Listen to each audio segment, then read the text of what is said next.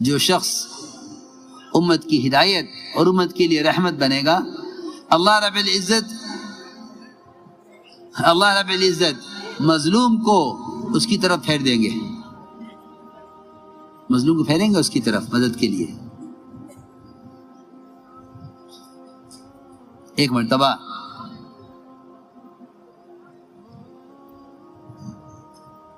ایک اونٹ دیوانہ ہو گیا مدینہ منورہ میں، اور اونٹ دیوانہ ہو جائے تو اس سے خطرناک کوئی چیز نہیں ہے، تو وہ انسان کی کھوپڑی کو چبا لیتا ہے۔ صحابہ نے عرض کیا کہ ایسا ایسا اونٹ ہے، فرمایا کہاں ہے، دکھاؤ کہاں ہے۔ نہیں آپ نہ آئیے، وہ دیوانہ اونٹ ہے، نقصان پہنچا دے گا، آپ نہ آئیے۔ پوچھا کہاں ہے، کہ اس طرف درختوں میں ہے، باغ میں، آپ چلے اس طرف اکیلے۔ صحابہ چیخ اٹھے اسی طرف ہے، ادھر نہ جائیے۔ آپ چلتے چلے گئے اس کی طرف، اس نے آپ کو دیکھا دور سے آپ کو دیکھا اور چیختا ہوا بڑھا آپ کی طرف۔ صحابہ ڈر گئے کہ ابھی آپ پر حملہ کر دے گا، لیکن اس نے آپ کے قریب آ کر آپ کے کان میں اپنے مالک کی تمام شکایتیں کی، تمام شکایتیں اپنے مالک کی۔ مجھے اتنا چلاتا ہے، اتنا تھکاتا ہے، اتنا بوجھ لاتا ہے، ساری شکایتیں آپ کھڑے ہو کے سنتے رہے۔ فرمایا اس اونٹ کا مالک کون ہے؟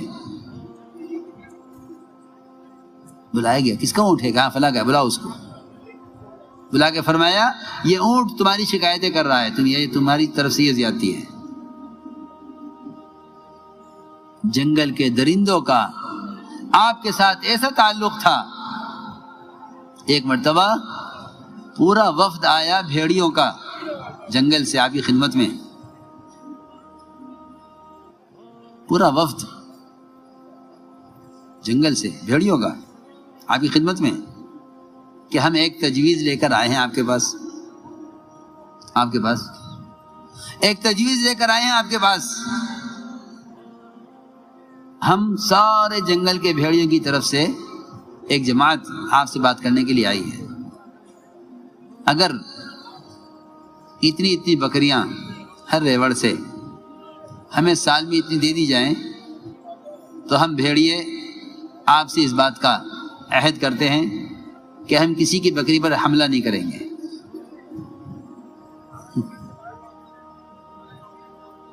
کسی کی بکری پر حملہ نہیں کریں گے، سب محفوظ رہیں گے۔ ادھر صحابہ بیٹھے، ریوڑ کے مالک جن کے ریوڑ تھے بکریوں کے، ادھر بھیڑیے بیٹھے۔ فرمایا آپ نے کہو کیا کہتے ہو؟ یہ بھیڑیے کہہ رہے ہیں، ایک تجویز پیش کر رہے ہیں۔ صحابہ نے کہا رسول اللہ یہ کیسے ہو سکتا ہے، ہم اپنی بکریاں اٹھا کے ان کو دے دیں کھانے کے لیے؟ میں دیکھو یہ کہہ رہے ہیں، ان کی بات پہ غور کر لو، اگر تم اتنی بکریاں ان کو دے دیتے ہو تو پھر پورے سال تمہارے سارے ریوڑ محفوظ رہیں گے، تم جنگل میں بے فکر چراؤ، کوئی بھیڑیا کچھ نہیں کہے گا، یہ وعدہ کر رہے ہیں۔ کہ جی ہم اپنی بکریاں اٹھا کے اس کو کیسے دے دیں؟ جب صحابہ نہ مانے تو آپ نے بھیڑیوں کو اشارہ کیا کہ تمہارا دل چاہے خود ہی پھاڑ کے کھا لیا کرو، جب یہ مانتے نہیں ہیں خود ہی پھاڑ کے کھا لیا کرو۔ اس وقت قصے اس پہ یاد آیا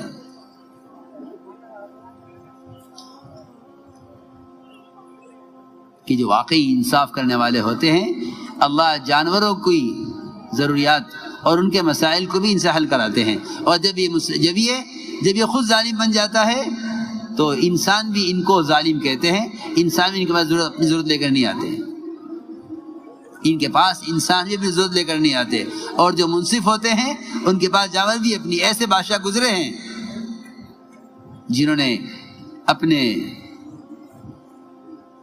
باہر کے بڑے گیٹ پر ایک رسی لٹکائی ہوئی تھی، وہاں سے رسی ہلاؤ تو اندر گھنٹی بجتی تھی، یہ دیکھو کوئی سائل آیا ہے، اس کا سوال پورا کرو،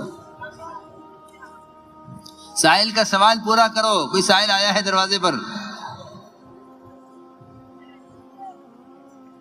معمول تھا یہ، بلکہ حدیث میں آتا ہے مناولۃ المسکین تقی مصارع السوء، کہ مسکین کو اپنے ہاتھ سے جا کر دینا یہ اچانک پیش آنے والے حوادثات سے روک دیتا ہے۔ ایک صحابی تھے، نابینا ہو گئے، آنکھیں جاتی رہی بالکل۔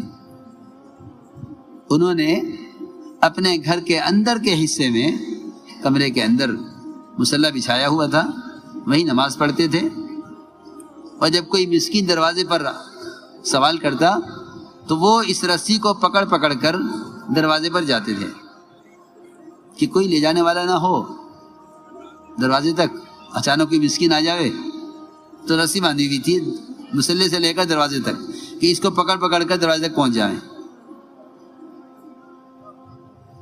بیٹوں نے کہا ابا جی راستے میں رسی بندھی ہوئی ہے، پریشانی ہوتی ہے، آپ کچھ دینا ہوا کہ رحم دے ہم پہنچا دیں گے اس کو۔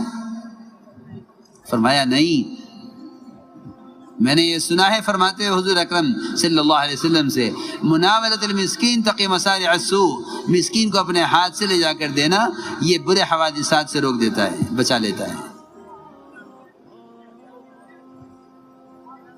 چنانچہ اس بادشاہ نے بھی یہ کیا ہوا تھا کہ باہر کے گیٹ پر رسی لٹکی ہوئی ہے، گھنٹی بجاؤ گے جس وقت بھی کوئی آ جائے، دن میں یا رات میں۔ اچانک درمیان رات میں گھنٹی بجی، کیا ہوا؟ اس وقت کون آئے گا؟ آپ آرام کریں گے، نہیں دیکھو کون ہے، دیکھو کون ہے۔ جا کر دیکھا تو ایک بھینسا گزر رہا تھا وہاں سے، اس بھینسے کا سینگ الجھ گیا رسی میں۔ کہا کہ بادشاہ سلامت کوئی بات نہیں ہے، کوئی انسان نہیں ہے، کسی نے رسی نہیں کھینچی ہے، بھینسا گزر رہا تھا، اس بھینسے کے سینگ میں رسی الجھ کر کھنچ گئی ہے، اس لیے گھنٹی بجی ہے۔ فرمایا نہیں، ایسا نہیں ہو سکتا، اللہ اس بھینسے کو میرے پاس اس کی اپنی کسی ضرورت کی وجہ سے لائے ہیں۔ دیکھو کیا بات ہے۔ دیکھا تو اس پر بوجھ اس کی طاقت سے زیادہ تھا۔ بلایا بھینس والے کو کہ یہ اس زائد بوجھ کی وجہ سے اللہ اس کو میرے پاس لائے ہیں، اللہ نے یہ رسی الجھائی ہے اس کے سینگ میں، اللہ نے مجھے متوجہ کیا ہے کہ تیری رعایا میں بھینسے کے اوپر ظلم ہو رہا ہے۔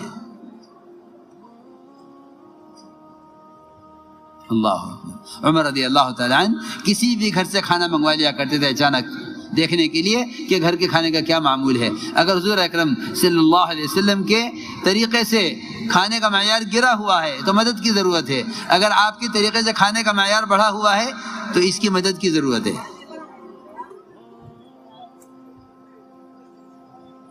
میں یاد کر رہا تھا کہ انسانیت یوں سکھلائی گئی تھی، تو وہاں جنگل میں بھیڑیے نے حملہ کیا اس چرواہے کی بکری پر، اس نے بکری کو چھڑا لیا۔ بھیڑیے نے کہا انسانی زبان میں، کیا اللہ نے رزق دیا آپ نے چھین لیا؟ کہنے لگا چرواہا تعجب سے کہ ارے بھیڑیا انسانی زبان میں بات کر رہا ہے۔ بھیڑیے نے کہا یہ کوئی تعجب کی بات نہیں ہے کہ میں آپ سے انسانی زبان میں بات کر رہا، مجھے تعجب اس پر ہے کہ محمد صلی اللہ علیہ وسلم، بھیڑیے نے کہا چرواہے سے، مجھے تعجب اس پر ہے کہ محمد صلی اللہ علیہ وسلم تو مدینہ منورہ میں مسجد نبوی میں صحابہ کرام کو انبیاء کے قصے سنا رہے اور تو یہاں جنگل میں بکریاں چلا رہا۔ میں عرض کر رہا تھا کہ دعوت کی عمومیت نے کسی کو کہیں نکلنے نہیں دیا، ہر ایک کا رخ صحیح کیا کہ جاؤ وہاں۔ اس لیے میں نے عرض یہ تھی میری کہ سب سے بنیادی جو ہدایت کا ضابطہ ہے، اللہ نے ہدایت کا ضابطہ دعوت اللہ کو متعین کیا ہے۔ دین کے تمام شعبے اس دعوت کے محنت سے زندہ کرنا مقصود ہے۔ دین کے تمام شعبے دعوت سے زندہ کرنا مقصود ہے، مگر دعوت کہ اصل دعوت نقل و حرکت ہے، اصل دعوت نقل و حرکت ہے، کسی بھی ذریعے سے پیغام پہنچانا دعوت نہیں ہے۔ میری بات یہ بات یاد رکھیو، کسی ذریعے سے پیغام پہنچا دینا دعوت نہیں ہے، بلکہ خود جا کر دعوت دینا دعوت ہے۔ یہ بات میری یاد رکھیو ہمیشہ،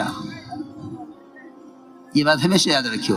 کسی ذریعے سے پیغام پہنچانا یہ دعوت کی سنت نہیں ہے، یہ دعوت کی سنت نہیں ہے، بلکہ خود جا کر دعوت دینا یہ اصل سنت ہے۔ جتنے بھی رواجی طریقے ہیں دین کے پہنچانے کے، یہ تمام کے تمام طریقے رواجی طریقے ہیں۔ رواج اپنی ظلمتوں سے بھرا ہوا ہے اور سنتیں اپنے انوارات سے بھری ہوئی ہیں۔ اس لیے ہم نے عرض کیا کہ سب سے بڑی سنت یہ سنت دعوت ہے۔ حضور اکرم صلی اللہ علیہ وسلم کی دعوت میں سب سے اہم چیز وہ عمومیت ہے۔ آپ نے اپنی محنت سے کوئی قوم، کوئی علاقہ، کوئی رنگ، کوئی زبان، اس بنیاد پر آپ نے محنت نہیں کی ہے، بلکہ آپ نے پہلے دن سے امت کو جمع کیا ہے۔ آپ نے امت کو جمع کیا ہے۔ آپ کی دعوت کی سب سے بڑی خصوصیت یہ ہے کہ آپ کی دعوت تمام انبیاء علیہ السلام کی دعوت سے مختلف ہے۔ کوئی نبی قوم کی طرف، قبیلے کی طرف، علاقے کی طرف، کوئی کسی حرف پیشے کی طرف، اپنے خاندان کی طرف، لیکن آپ صلی اللہ علیہ وسلم آپ ساری امت کی اور تمام انسانیت کی تمام قسموں کی طرف مبعوث ہیں۔ اس لیے آپ کی دعوت میں عمومیت ہے۔ یہ بات ذرا توجہ سے سننی ہوگی کہ ہمارے اس کام میں علاقائی، طبقاتی، زبان کی، رنگ کی، برادری کی، ان تمام نسبتوں پر نہ اس پر دعوت دی جاتی ہے کسی کو، نہ اس نسبت پر کوئی جوڑ کیا جاتا ہے، بلکہ ایک ملک والوں نے ہم سے کہا کہ کوکن برادری کی جماعت ہمارا بھیج دو۔ میں نے کہا بھائی ہم تو امت جانتے ہیں، امت، برادری تو ہم جانتے نہیں، کیونکہ اس امت میں جتنی خوریزی ہے، اس امت میں جتنی بدامنی ہے، اس امت میں جتنے آپس کے جھگڑے ہیں، وہ خدا کی قسم صرف امت کے طبقات میں تقسیم ہونے کی وجہ سے ہیں۔ حضور اکرم صلی اللہ علیہ وسلم نے امت کو تقسیم نہیں ہونے دیا۔ آپ نے امت کو تقسیم نہیں ہونے دیا۔ آپ نے امت کو تقسیم نہیں ہونے دیا،